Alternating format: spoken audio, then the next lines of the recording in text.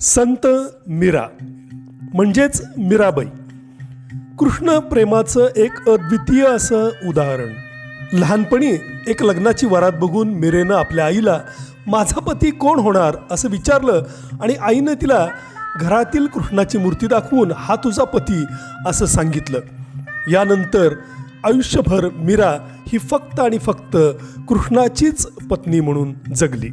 तिचं अवघं भावविश्व हे कृष्णमय झालं. मीरेनं लिहिलेल्या 1200 ते 1300 भजनांमधून याचा आपल्याला प्रत्यय येतो. मीरेनं जयदेवाच्या गीत गोविंद या काव्यरचनेवर आधारित टीका लिहिली आणि राग गोविंद असा ग्रंथही लिहिला. भगवान श्रीकृष्ण हाच अखिल विश्वातील खरा पुरुष असं मीरा म्हणायची. संत रोहिदास यांना तिनं आपले गुरु घोषित केलं होतं. द्वारका इथं तिनं आयुष्याची अखेरची वर्ष घालवली.